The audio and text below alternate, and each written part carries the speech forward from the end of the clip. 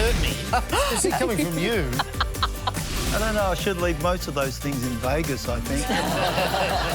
We're going to have a party. The audience is going to have the best time ever. It's going to have a huge sugar hit.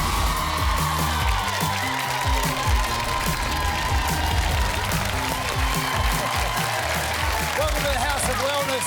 It's always great to be here. Melissa Doyle. Crawford! Oh, thank you, Mel. Nice to be here. We always have so much fun.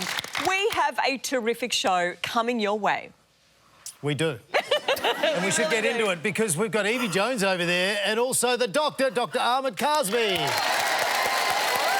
I like this. Guys. It's looking very, very sophisticated. Yeah. Very, very nice. What do we call this setup? This is called a koti. A what? Koti, like waistcoat. Oh, okay. A coatie? Koti. Oh, I love that. It's so cutie. Yeah. How was your week? Not bad. I've been staying a lot in Melbourne. And I love Melbourne. I used to live in Melbourne for a long, long time. But I've been catching trams, but I've been getting off and I've been racing trams. So I sort of get off and I try and beat it to the next stop. I've also got way too much time on my hands. So you really need to get out more. Yes, what have you been doing? Not racing trams. No, okay. Catching up with girlfriends. Okay. Yeah, that's been nice. What about you, Yvie? Well, what about you? I like that What deflection. about the doctor? I did have a very nice couple of days, actually. So I had 3 days off, which I think is the first time in about 20 years. Oh, wow. So that was nice. And I took my children to the aquarium, which was really nice. And I have to tell you, anyone who says that kids can be too young for the aquarium is totally wrong, because my 8-month-old slept beautifully the whole time. It was the best nap she'd had. We were happy, she was happy, and the 14-month-old loved it. And it was funny, because I couldn't switch off being a doctor, you know, so I was diagnosing all the fish. I was like, I'm pretty sure that's a melanoma. I'm pretty sure that's a fungal infection. Scaly. There's something I want to talk about that's keeps coming up on my social algorithm. You know, you look at one thing and then it just keeps coming up. Heaps of influencers have been using that mouth sleeping tape. And I started using it. Oh. It's not bad, because Gwyneth Paltrow even said it's the single best wellness tool she's ever had. Have a look at this. That's a child. So, yeah, That looks like 2 Band-Aids. Hang on, what's that? them They'll on. have face change. What's... Well, they reckon it does help with your jawline, like to tighten your jawline, because, you know, you let your mouth go open during sleep. No, even brothers doing it. Explain to me what the point of it is, apart from shushing us all. I've been using it because I'm a snorer, as Shane can attest to. Really? Wow. I don't think she meant for it to come out like that. I have slept with Yvie. I have. We spent about 30 days in the jungle we days slept. sleeping together. Yes, that's so, correct. and, yeah, I snored like a... It wasn't just snoring, I'll tell you what. Trumpet. There was a lot... I don't know if they have tape for that, but they do have tape for snoring and for mouth breathing. Like, so that's what I've been using it for, because I know that I'm drooling in my sleep because I wake up and my pillow is covered. Oh, but that's the best sleep, isn't it? When you're not off on the couch. But that's probably one of your dogs. True. Because they sleep on the bed too, don't they? Well, I just use them to wipe the drool.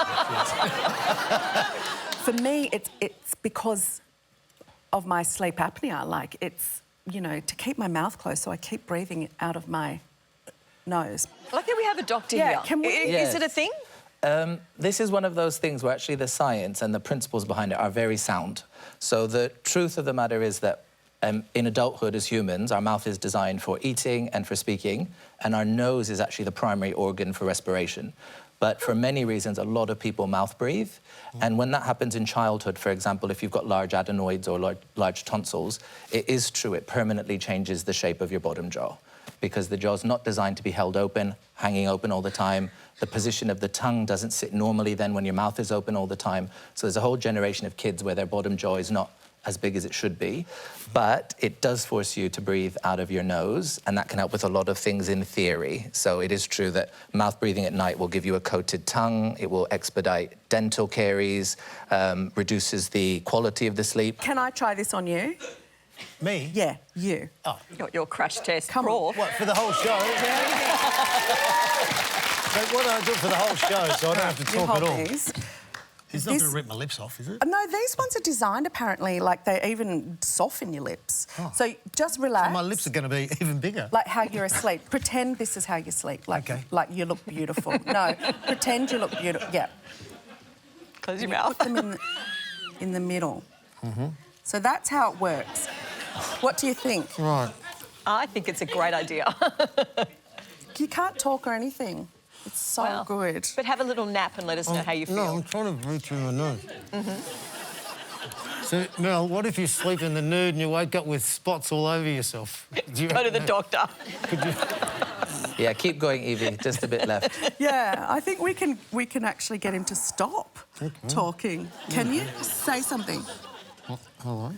Oh, he can still talk. That is a gift. I've got to do this all night. I can't believe you can still talk through this. Yeah, all night. Right. All night. Wait. Okay. Well, wait. we'll wait and see what happens with the science. Crawf, can you breathe comfortably through your nose, though? Breathing No? well. Okay. Where are you putting it? I don't think... Oh, look at wobbling. Yeah, lopsided, aren't they? I feel like you need to have a little nap on the couch and let us know how it works. Coming up, we meet the record-breaking ultra-marathon running Lambros Army.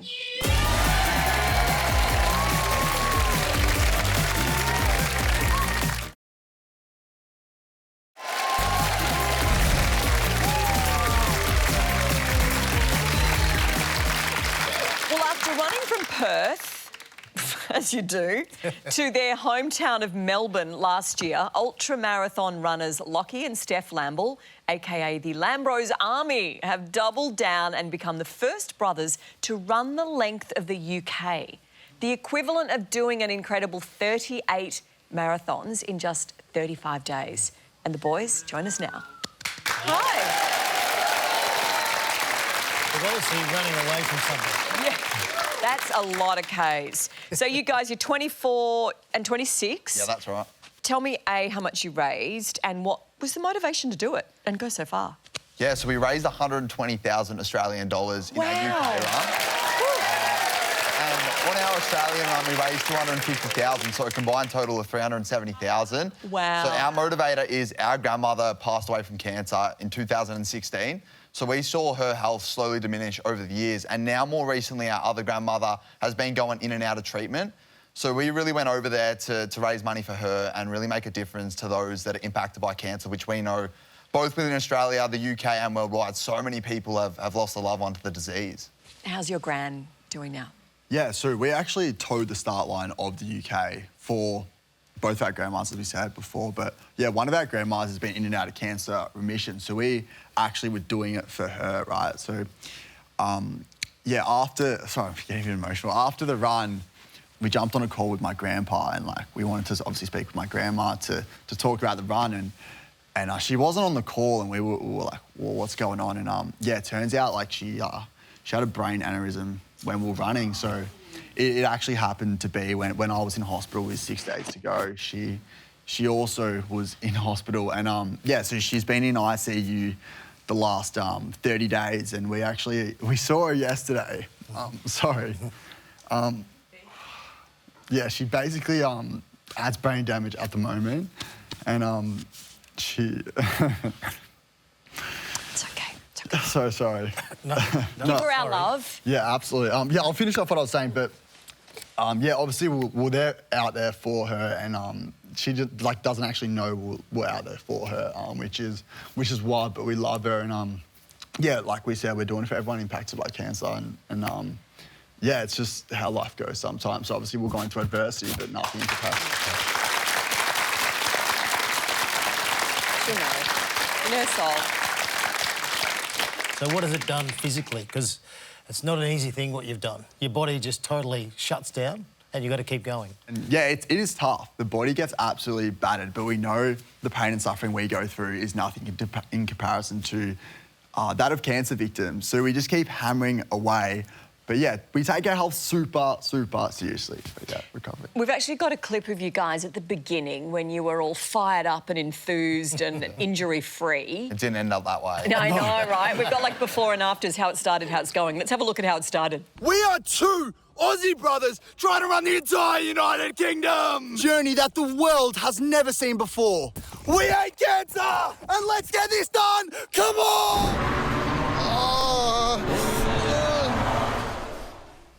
Ouch.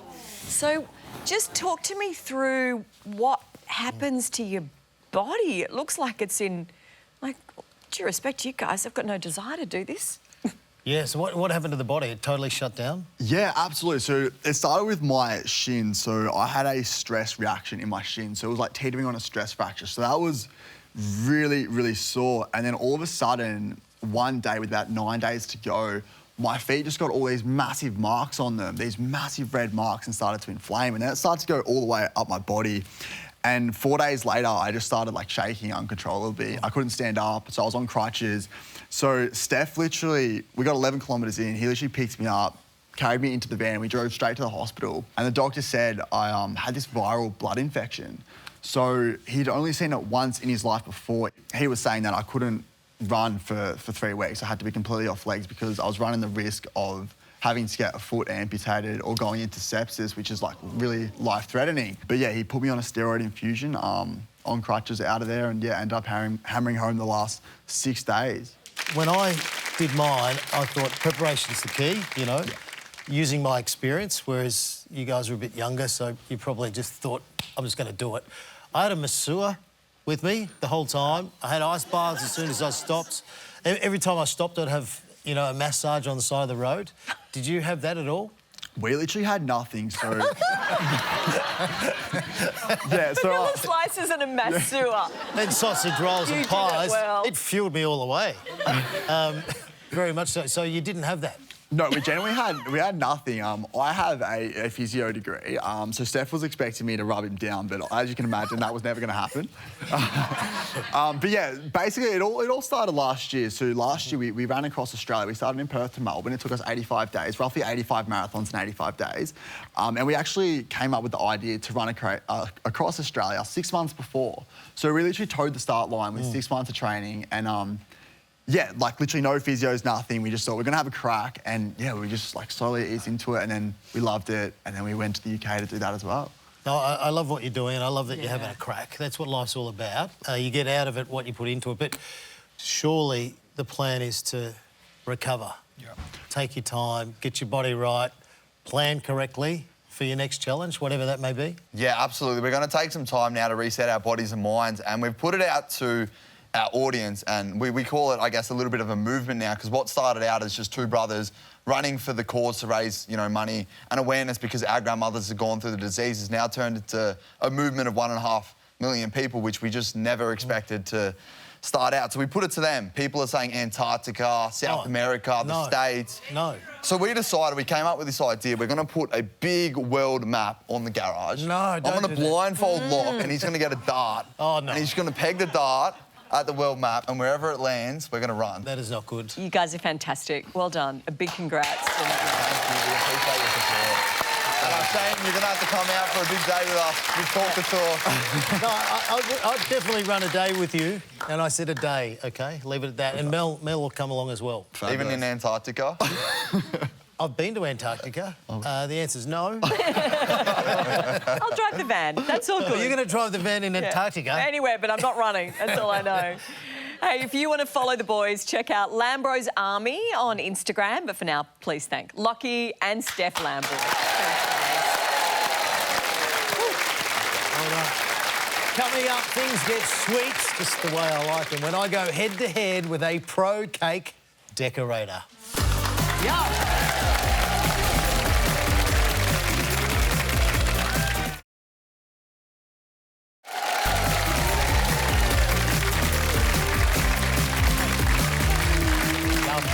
Look, it's a big day because we have decided to do Crash Test Crawf in the studio for the first time. Could be messy, it could be fun, because it's cake decorating. But before we go head-to-head, let's meet my opponent and learn a bit about the therapeutic benefits of baking.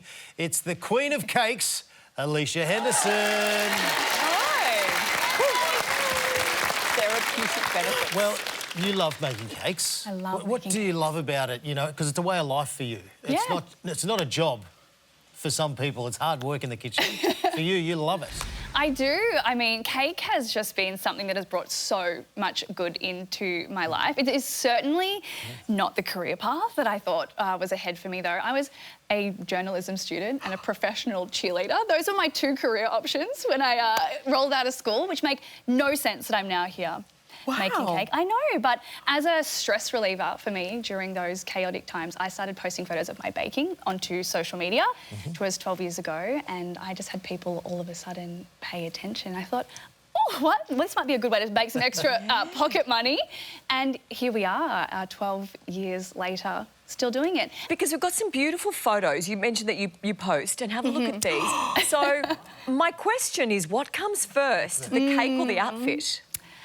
A little bit of both. Some mornings I'll wake up and I put on an outfit and I think, this just has to be a cake.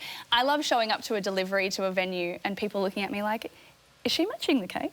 Yeah. Is she doing that? Do they taste good? Very fun. Because they look good. Of course. Do they taste good? Because Of I course. love cake. I think sometimes people give cake a bad reputation, that it is just about the looks.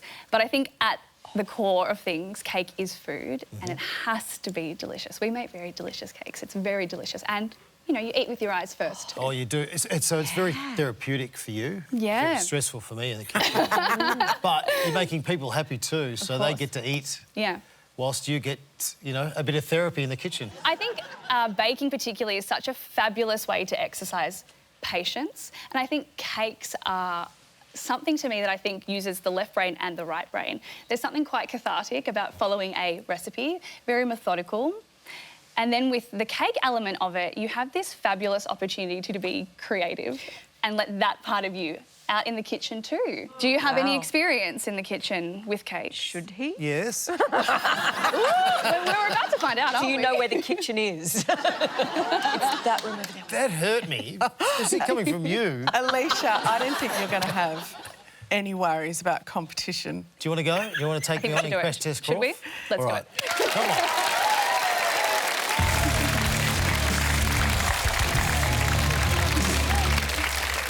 Yes, it's the Cake Queen versus the little Cupcake Crawf.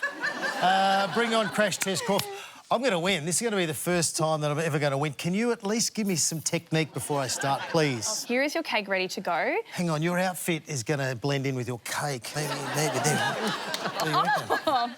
A bit Very of a nice. What do you think? Stunning. Sort of. So as you can see here, we're going to aim to do this design. That's what we're working towards. Some lovely little vintage piping there. I believe in you, I believe in you. So we have two piping tips here. Yes. This one with the yellow frosting in Yes. it. This is our leaf tip, which makes these beautiful ruffles here. So I'll just show you. So you want to grab this in your hand like this. It's pressing onto your palm here. Okay. So we're going to go like this. Pop this onto the cake here, and this will make this beautiful ruffle back and forth like this. Oh, easy. Yeah, Rough. that's a ruffle. And then this lovely one here, this is going to make our shells, we call them. Okay. This one here, if you go from over the top of the cake like this, squeeze and lift like that. Oh, very nice. Those are You've our done that shells. before. I think a cake is never complete without a cherry on top, so that is the final touch we'll put on right at the end. And if you'd like some sprinkles, Yeah. that can be your All right. creative license. Are you nervous? No, I'm feeling all right. I I'm have feeling good. never been so confident Okay. of winning. All right, let's get the timer ready. You've got 2 minutes. Ready, set, go. Go, go, go, go, go, go. Okay. Do you want to follow me, or are you going to go on your own creative journey? I'm getting. No, Yeah? I'm not following you. I'm Oh, racing. okay, you. all right. Here we go. Can you spin here? I didn't know you could spin that. That's lovely.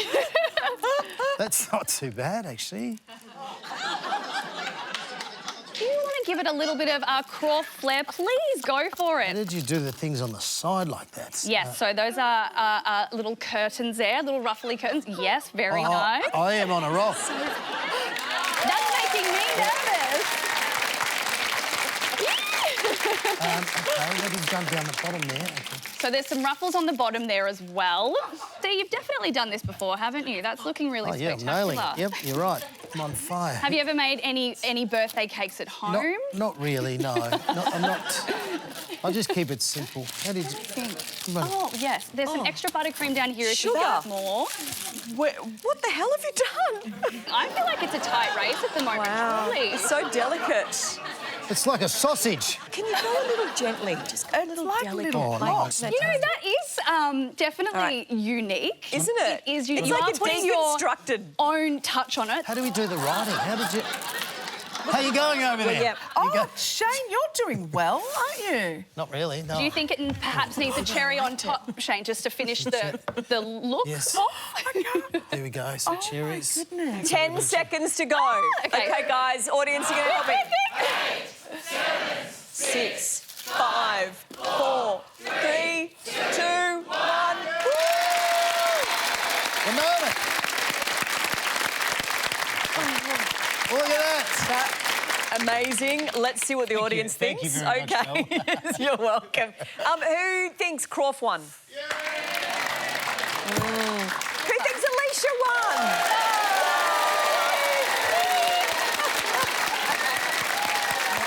Once again. I'm not happy with this. Once again. I was going to share my cake with the audience, but I'm not going to now. I'm going to keep it all to myself. The professional. Everyone can has go been and get you stuffed. again in That's what I reckon. Yes, Crawf. You take your cake and you go home. Bye, Crawf. And you're never allowed back ever again, all right, audience?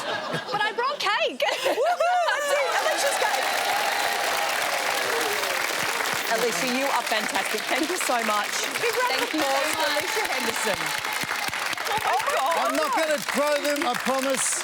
You They're dropped proper them. cakes. We're going to have a party. The audience is going to have the best time ever. It's going to be a huge sugar hit. A massive sugar hit. Yum. And then after the break, we're going to bring you an inspiring story about rowing and survival. So don't go anywhere.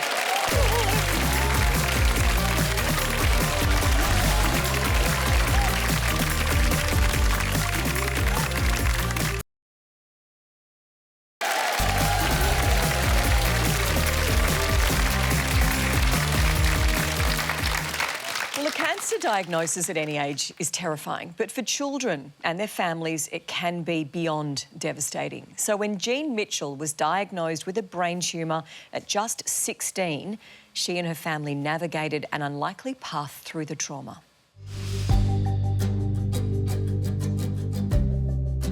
I'm down here on Melbourne's iconic Yarra River and I'm just about to meet Olympic rower Jean Mitchell. She's been out there since the crack of dawn. It's hard to believe it now, but 9 years ago, Jean was diagnosed with medulloblastoma, a fast-growing malignant brain tumour with an 80% chance of surviving 5 years. Take me back to you were 16.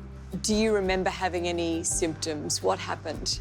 It started off with a bit of a throbbing in the back of my head. Then I started to get blurred vision and then my balance was really off. And then the throbbing was so intense that I thought I was going to faint every time I stood up. They found a 4-centimetre brain tumour in the back of my head. It was frightening. Jean embarked on 2 years of cancer treatment that included a clinical trial, chemotherapy, radiation and a 6-hour surgery to remove the tumour. My brain surgeon did an incredible job. She kind of understood that I was really into sports, so she was really careful with how she did the procedure, and the way she did it meant that my balance wouldn't be so affected. You've gone to hell and back. You're 18. You finally finished school. You've been through such an intense couple of years fighting for your life. What motivated you to get back into rowing? It was such a great distraction from what I was actually going through. Like, I'd do my treatment at the hospital and then I'd come to school and see my friends and then join in a rowing session. And when I was rowing again, I completely forgot about the whole other situation I was going through. So I'd be out there on the Yarra just, you know, rowing along nicely. You, on the other hand, decided to go to the Olympics. Why was Paris your goal? I've always been kind of obsessed with the Olympics. When Paris came around, I thought I may as well go full send and give it a go. And to go through cancer and then to make it to the Olympics and then do the whole experience, it was incredible. What's the next goal? LA. Paris was awesome, but if I could get 2 Olympics under my belt, that's even better. Where's the Olympic tattoo going to go? Have you got a Paris one? I've already got one. Where is it? Oh, excellent. So you can put LA under it or above it. Yeah, either one. Some people do ×2. We'll be watching in LA. Yay! Yay!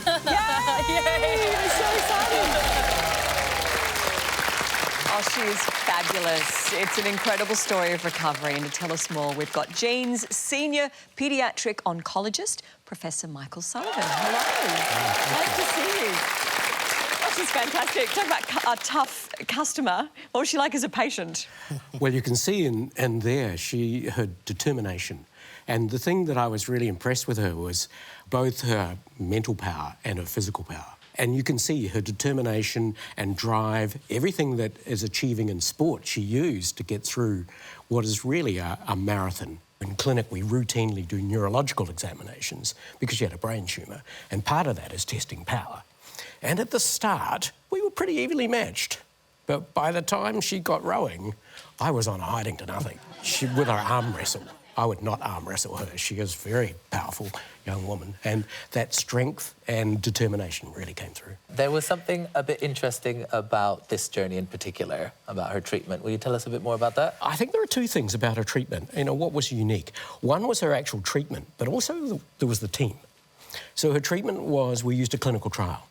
And if we go back, say, 20 years ago, when we were trying to decide how to treat medulloblastoma, which is a malignant tumour in the back of the brain, we would, as you know, we would do an MRI scan and we'd look at the tissue under the microscope, and that decided the treatment. But about 15 years ago, we found molecular changes inside the tumour that drives the cancer, and we could then subtype these into 4 different groups. And we found that for Jean, she had a particular group that we could treat on a clinical trial with a new clinical trial drug and new clinical trial therapy. And the important thing about clinical trials is, yes, it gives you a chance to have access to new therapy, but the other thing is the clinical trial is a global clinical trial, and we could really give them certainty about the quality of their care. Sport and physical activity in a cancer patient, how important is that? It's really important. So, as I say, going through this treatment's like a marathon. She started off having a major surgery and then radiotherapy and then chemotherapy. And to get through that, really the key things are being able to retain your strength, have good nutrition, good activity. And we know that the better nutrition that a patient has and the more active they can keep, they actually get less side effects, less nausea, less vomiting, and their overall well-being is better to get through this. Because the side effects are pretty brutal, aren't they? Yeah, they are. Yeah. So it's really quite a journey. And those side effects, we try to address each of those side effects as we go through, but we can't mitigate all of them. Can I ask also about focusing on something? Like, one of the things that Jean talked about was she had this goal to come back. You know, she wanted to row again. Yeah. How important is it for a patient, anyone going through any sort of treatment, but we're talking cancer treatments now, on having, you know, I guess, somewhere to get to, whether it's painting or music or something to keep you going? Actually having that goal is really important, and to get you through all of the steps. And for Jean, you could see, she knew what she wanted to do. And we talked about this in clinic. She wanted to get back into the boat. She wanted to get rowing. And she always was focused on trying to get to the Olympics. And seeing her in the Olympic rowing live in Paris was extraordinary. It was amazing. Prof, so understandably there's obviously quite a lot of seriousness and sadness attached around paediatric cancer, but when people ask you then what you do for a living as a paediatric oncologist, how do you answer that? How do you respond to that? Well, usually at a party, they'll start chatting to me, and sometimes I say, I just work at the hospital, and then I say I'm a paediatrician, and then it comes out you're a paediatric oncologist, and usually the response is, well, that's so sad. And then I ask them what they do, and they say they're an accountant, and I say, well, that's so sad. OK. Touché. Thank you so much for sharing all that. We really appreciate you coming in. Thank you. And all of our love from the entire House of Wellness family to Jean. We will be cheering you on in LA for the Olympics, so yay. Fingers crossed. Yay. stay right there because later in the show we've got Joe Camilleri. Yeah. Go, Joe.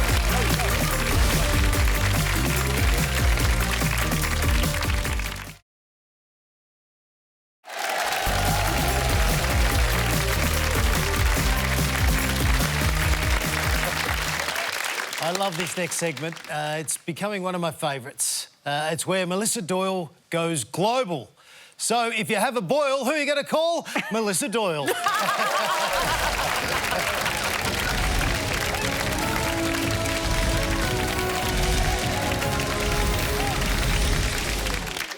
I'll have you know, this is a very serious piece of investigative journalism.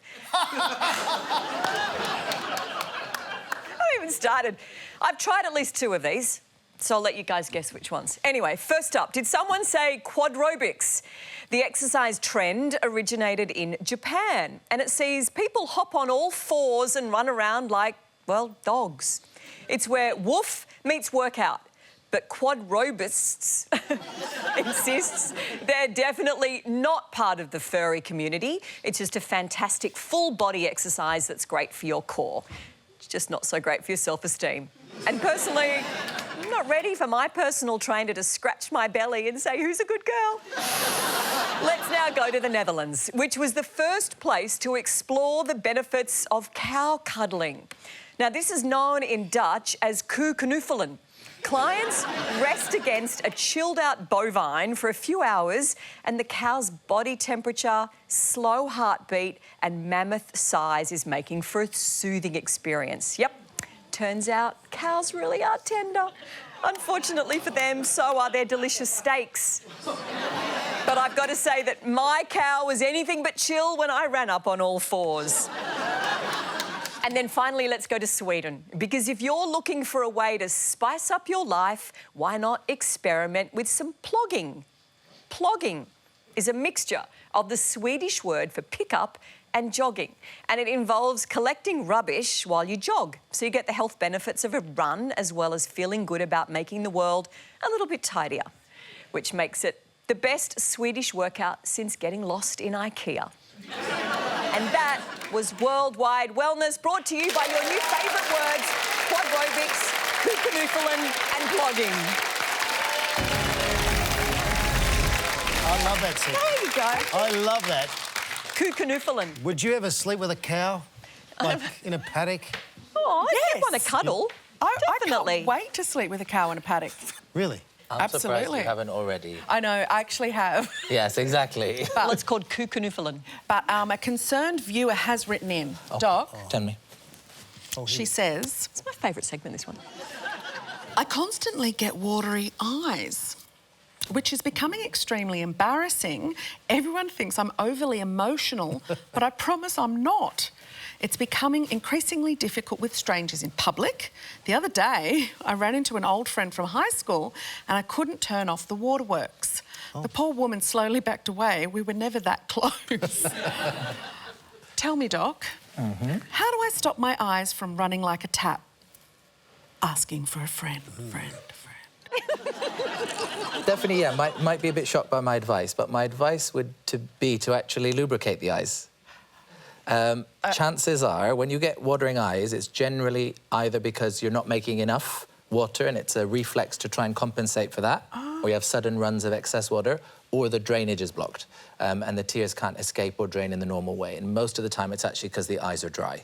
And it can be from, you know, the heating being on too much, aircon being on too much, dry eyes from autoimmune illness, from rosacea of the eyelids, all those things. So watering eyes often actually are treated with lubricating them. How do you lubricate your eyes? Do you smear Vaseline on there, or how do you... The traditional way was with eye drops, so artificial tears. Okay. Yeah, not so complicated. But actually what most people find much easier to use are sprays. So you apply it to a closed eye with one eye open so you can see what you're doing, spray, and then naturally the mist will just form a film over the eye and then you do the other eye. And people find that a lot more practical when they're out and about or doing work than the traditional trying to drop drops into the eye. Can you get those spray from a pharmacist or do you need a prescription normally? No, you can purchase them, but what I would say is if you've got new onset watering eyes, it probably is still worth getting that checked out by either an optometrist or a doctor. Can I ask a question for a friend as well? Oh, hang on. Yes. I know, I get a lot of, you probably notice, allergies. Sometimes I get red eyes. I know it's a bit uncomfortable. I use drops quite a lot in my eyes. Can you do it too much? Yes, it depends on the type of drop. Lubricating drop, it's hard to use too much, but many hay fever eye drops have antihistamines or steroids or both of them in them. Also, they almost always contain preservatives, and sometimes you can get irritation or allergy to the preservatives. Dr. Ahmed, you're wonderful. Thank you very much. Stephanie would be very happy. This House of Weepiness viewer will be very relieved to hear that. Stephanie. After the break, we have got legendary Black Sorrows frontman Joe Camilleri playing live.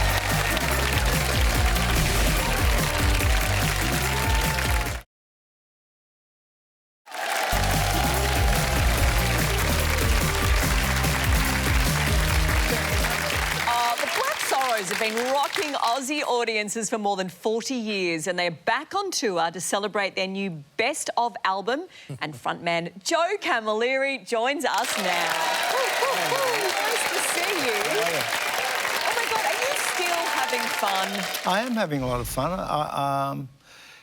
It's joyous, you know, more so now than ever before, I think, because you kind of know what you're doing and why you want to do it. And if you want to do something, then it's not work anymore, it's just the joy. The hardest thing is getting there. And, no, I'm having a wonderful time. The Black Sorrows have had a lot of changes in the lineup, so how do you keep the spirit of the band together? I spent 10 years with the Falcons before I started with the Sorrows, and a thing that I noticed is that you need it to be elastic, you know, because you can get stale pretty quickly. You just need that input, and you need, you know, so their footprint of all these changes are there, and it gives you an opportunity to sort of take something somewhere else. My whole thing is never write the same song. Always look at something else. Always try to find something new in something that you do. You know, I know myself very well, and it's very difficult to do that. But sometimes you come across something new, and it could be just meeting some other musician that shows you a different light, and you know, so we all lift each other up in different ways.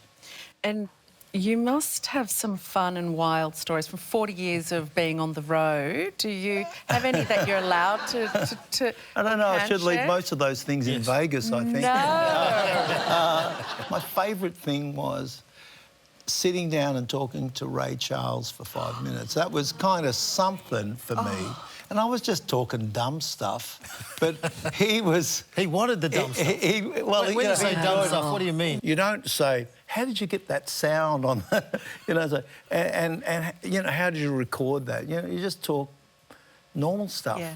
You know, how's your day? What's going on? You know, they're great moments. So, you know, I've had a good ride. That's an It must be understatement. so satisfying writing a song that, you know, connects with the audience. Yeah. And it brings so much joy. Well, it Surely that does. must make you feel good inside. Oh, it's incredible. You know, I still get a blast out of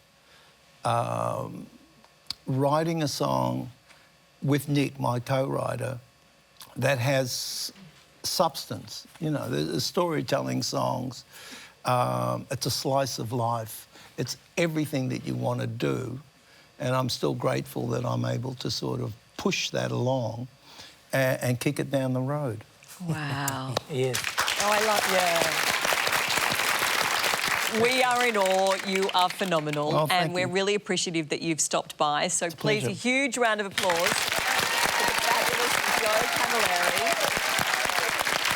But don't go anywhere. Joe's going to play for us very, very soon. Harley and Rose. We're absolutely pumped for that. Super excited. Thank you. So, yeah, I hope you don't mind that we've got you in the kitchen tonight. That's fine. But I'm going to let you head over and set up. Okay. And we're all here and we're going to sing and cheer and yeah, Thank so you very happy to much. have you. Thank you, Joe. And please keep the applause going for Yvie and Ahmed. Thank you guys, all of our guests for joining us tonight. And we will be back next Wednesday. The quintessential Black Sorrows is out now and you can catch them on tour right around the country. Head to their website for details. But for now, let's head to the kitchen for Joe Camilleri with Harley and Rose.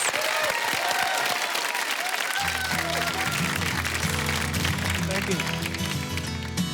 All right.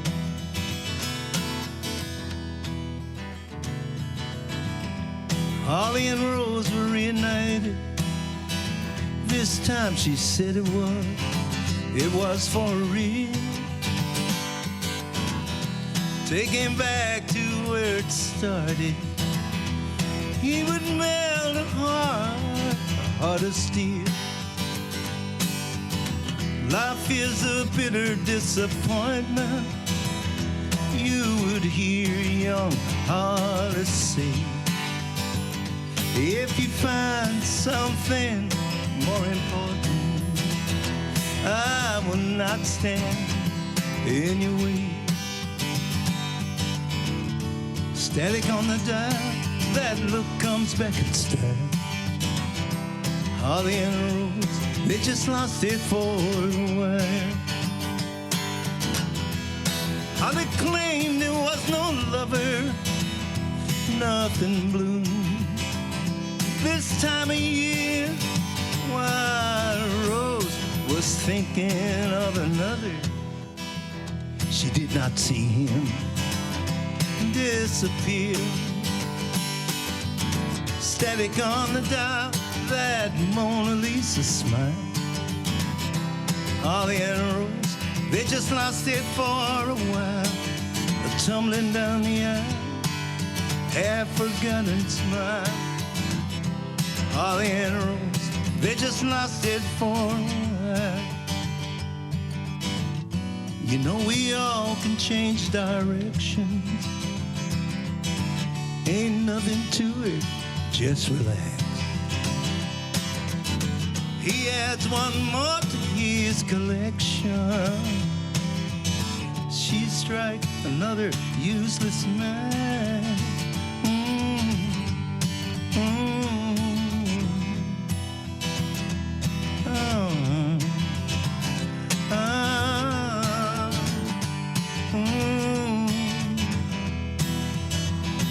They just lost it for a while.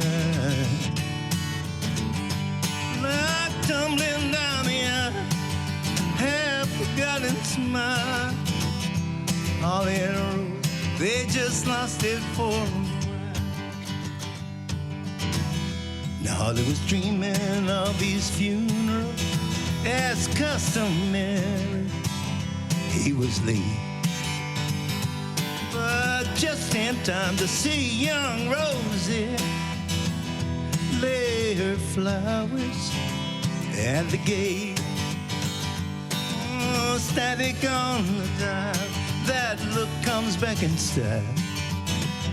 Oh, Harley and Rose, they just lost it for a while, tumbling down the aisle, half-forgotten smile. Harley and Rose, they just lost it for a while.